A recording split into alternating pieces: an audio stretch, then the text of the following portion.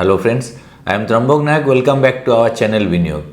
আজকে মার্কেট ভালোভাবেই সাড়া দিয়েছে, আগের থেকে মার্কেটের রেসপন্স ভালো। তো আমি সকালবেলা বললে ভুল হবে, দুপুর 1টার সময় ভিডিও বানাচ্ছি। কালকে আইটি স্টকে আবার ডাউনফল এসেছিলো, কিন্তু সব আইটি স্টক আজকে আবার কামব্যাক করেছে। HCL technology, TCS, Infosys, Tech Mahindra সবই আপ আছে এবং গ্রিন ক্যান্ডেল বানাচ্ছে।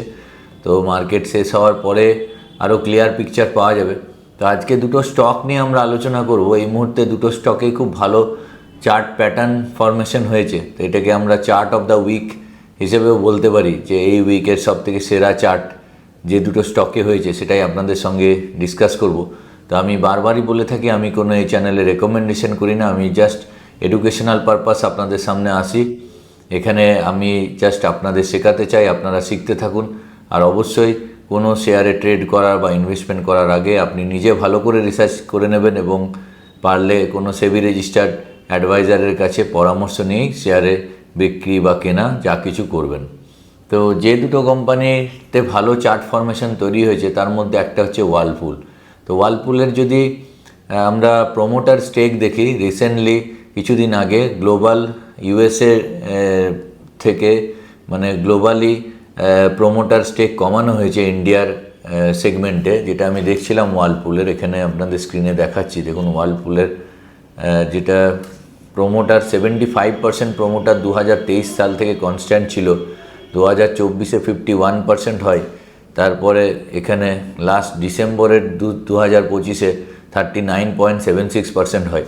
তো আমি এটা দেখছিলাম যে ওয়ার্লপুলের, তার রিজন হচ্ছে why Whirlpool promoter holding is low. The promoter holding is Whirlpool of India has decreased significantly due to a deliberate global capital reallocation strategy by its parent company. তো reallocation করেছে, ইন্ডিয়ার কিছু স্টেক বিক্রি করে অন্য জায়গায় date তারা শোধ করেছে। তো Whirlpool corporation USA as of February 2026 the promoter share holding stands 39.76%, যেটা আগে 75%-এর কাছে ছিল।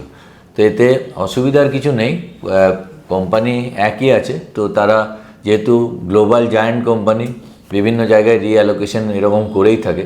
কিন্তু কোম্পানি যদি আপনি দেখেন যে পি রেশিও দেখেন, তো একদম লাস্ট 10 ইয়ার্সের সব থেকে লোয়েস্ট পিতে ট্রেড করছে। আমি জাস্ট আপনাদের দেখাই, এখানে যদি আমরা পি রেশিও দেখি, ম্যাক্সিমাম পি রেশিওতে সব থেকে নিচে ট্রেড করছে। যদি লাস্ট 10 বছরেরও দেখেন, সব থেকে নিচে ট্রেড করছে। তো খুবই সেফ জায়গা।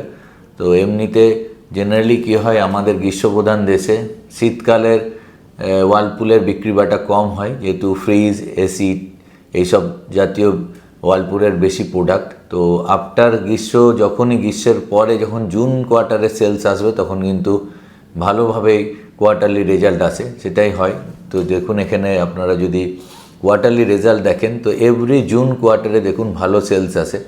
জুনের 2024-এ দেখুন নেট প্রফিট 145 কোটি টাকা ছিল, জুনের 2025-এ 146 কোটি টাকা। এবং এখানে ডিসেম্বরে কিন্তু সবসময় কম হয়, কেননা শীতকালের জন্য 27 ক্রোর, আগের ডিসেম্বরে 45 ক্রোর, তার আগের ডিসেম্বরে 30 ক্রোর। তো এটা হয়েই থাকে, এটা সাইক্লিক্যাল কোম্পানিতে এরকমই হয়, তাতে চিন্তা করার কিছু নেই।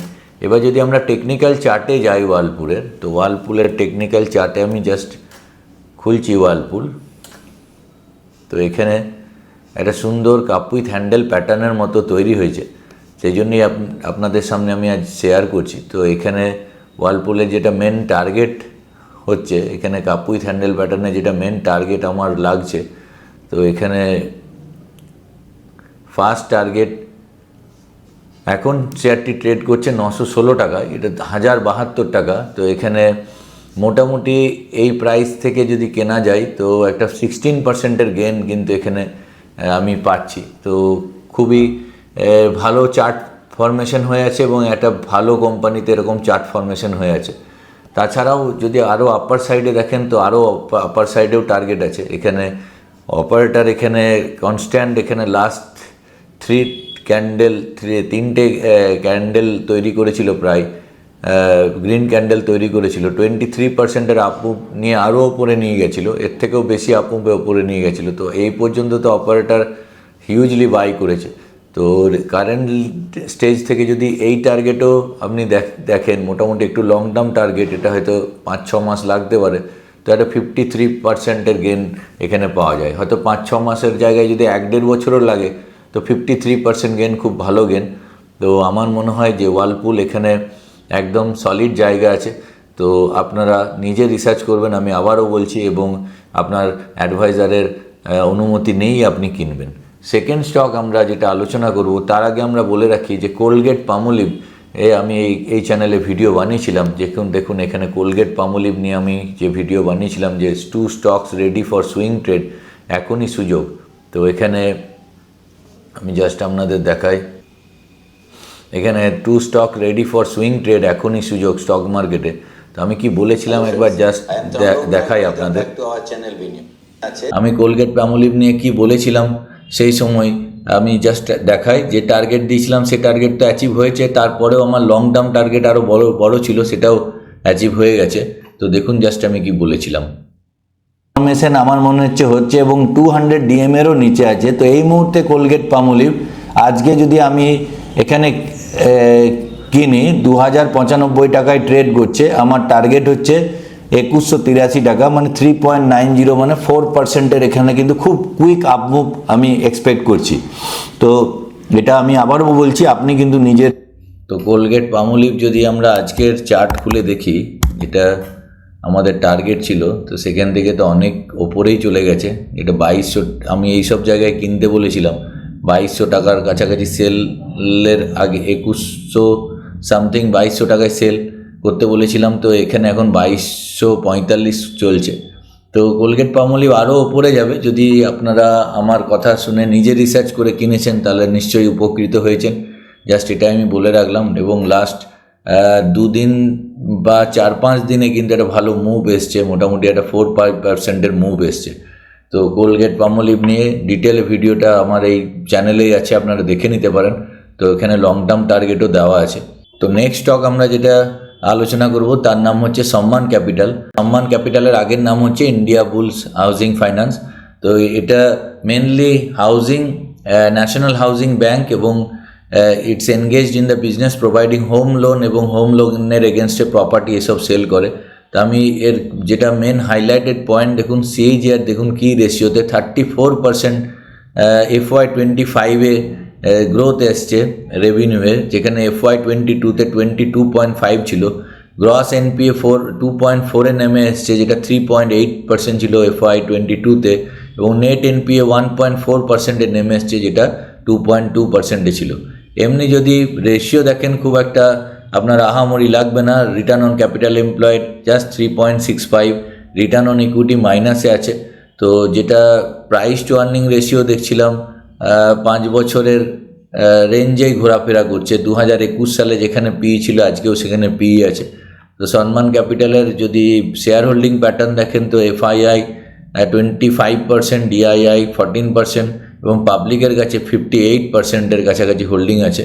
তো সম্মান ক্যাপিটালের যেটা চার্ট ফরমেশন হয়েছে এখানে, তো এখানেও দেখুন একটা রিভার্স হেড অ্যান্ড শোল্ডার প্যাটার্নের মতো তৈরি হয়েছে।